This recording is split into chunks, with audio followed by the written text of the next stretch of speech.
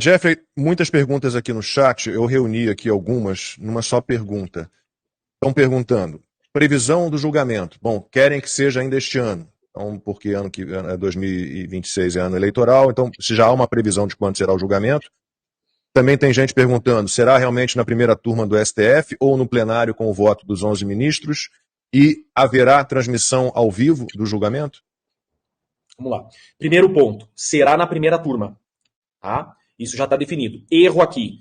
Os julgamentos do 8 de janeiro, que já ocorreram, 400, foram no plenário. Esse processo aqui da tentativa do golpe, há imputações do 8 de janeiro também, ou seja, deveria ocorrer da mesma forma, no plenário. Mas esse nosso aqui será na primeira turma. Errado, um grande equívoco, isso não poderia acontecer. Aquela primeira turma que sabemos, há pelo menos ali 4 ministros suspeitos ou impedidos para julgar. Então não poderia ocorrer. Será transmitido? Deveria, porque o processo é público. Veja que as petições estão públicas. Qualquer pessoa que entrar no site do STF e digitar lá petição 12.100 vai acessar todos os autos. Então, se está público, a audiência tem que ser transmitida. E acredito que o será. Terceira pergunta. Vai terminar logo esse processo? Vamos lá, aqui é um pouco mais delicada a resposta. Tá? Então veja, eles fizeram 5 denúncias, tá? Se eles dividirem em 5 processos, esse processo termina em 2025. Eu acredito que é isso que eles farão. Nós não temos como saber ainda, só saberemos disso quando o ministro Alexandre de Moraes marcar a primeira audiência. Ali nós saberemos se haverá processos cindidos ou não. Por exemplo, me fugiu o nome, desculpa. O Paulo Figueiredo. O Paulo Figueiredo foi denunciado sozinho, vocês viram? Há 5 processos, porque um deles é só do Paulo Figueiredo. Porque o Paulo Figueiredo, como ele não está no Brasil, ele não vai ser encontrado, ele não vai ser citado. Então o processo suspende o curso. Se o Paulo Figueiredo estivesse, por exemplo, na mesma denúncia que o Bolsonaro, ia atrasar o processo, porque ia ter que suspender, ia ter que desmembrar. Tá? Agora, se eles deixarem todos os 34 no mesmo processo, esse processo não termina em 2027. Então, como nós sabemos que eles querem julgar isso aqui a toque de caixa... Repete a data para o pessoal entender aí. 2027. Não termina antes de 2027 se julgarem todos os 34 juntos. O que eu acredito que eles farão, tá, Alan? Eles vão dividir em 5 processos e o ministro Alexandre de Moraes vai nomear um juiz instrutor para cada processo. O Alexandre de Moraes não vai ser o juiz que vai fazer as audiências. Ele vai nomear um juiz diferente para cada processo. O procurador-geral vai nomear um procurador para cada processo, para tudo correr a toque de caixa. Agora uma pergunta, o Bolsonaro participando desse julgamento teatral aí, ele, uma vez, vamos supor aqui que ele consiga, por meio do TSE, a permissão, né, do direito que ele já tem, que ele foi tirado, de se candidatar. Enquanto esse processo dura, ele pode ser candidato a presidente? Pode. Só que assim, eu conheço pouco de toda a estrutura processual do presidente Bolsonaro. Mas eu já vi notícias que ele tem ineligibilidades pelo TSE, de outras situações. Esse caso em específico não pode impedir que ele seja candidato. Aqui ele não está inelegível enquanto não transitar em julgado. O que é transitar em julgado? Foi condenado e não cabe mais recurso. É mais uma crítica que eu faço aqui, Alan. Esse processo está no STF, e não poderia, sabemos disso, porque a competência do STF não se fixa pela vítima, se fixa pelo réu.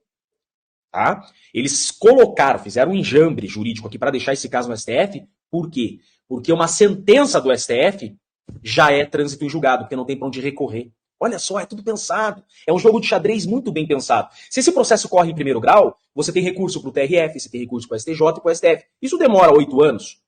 Faz esse processo de uma vez no STF, porque saiu a sentença, dali 10 dias já vai para a cadeia cumprir a pena, porque não cabe recurso. É o trânsito em julgado. Então, saindo a sentença aqui, vai ter uns recursinhos ali que julguem em uma semana, em barra de declaração, esses recursos, pronto, está inelegível. É isso que vai acontecer. Só que eu não posso dizer se já não existe ineligibilidade por outros processos. Tá bom, Alan? Esse em específico, Bolsonaro está elegível. Ou seja, para mim é evidente que eles estão usando esse julgamento para que, caso o Bolsonaro consiga reverter alguma coisa no TSE, esse julgamento sirva como o plano mais rápido para torná-lo inelegível, caso ele consiga resolver o que tem no TSE. Ele vai resolver no TSE. É absurda a inelegibilidade dele, né? E aqui é o seguinte, condenado aqui nesse processo, Alan, inelegível no dia seguinte.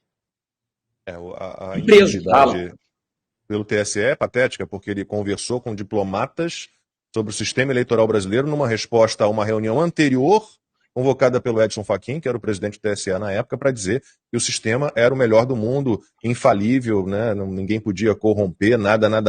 O Edson Fachin disse isso. E o Bolsonaro, inclusive, convidou o Edson Fachin para participar da reunião dele, Bolsonaro, com os diplomatas. Quer dizer, não foi a revelia, né? É patética a inelegibilidade do Bolsonaro, é patética, Jeffrey. Quanto a isso, não há a menor dúvida. E sabia, tem um bastidor aqui também, tá? Que nós advogados sabemos, né? Não tenho contato nenhum com o Bolsonaro e com a defesa dele, tá? Zero contato. Mas é que nós advogados lemos muitos processos, a gente tem acesso aos processos. Existia um inquérito já em 2021 apurando urna, tá?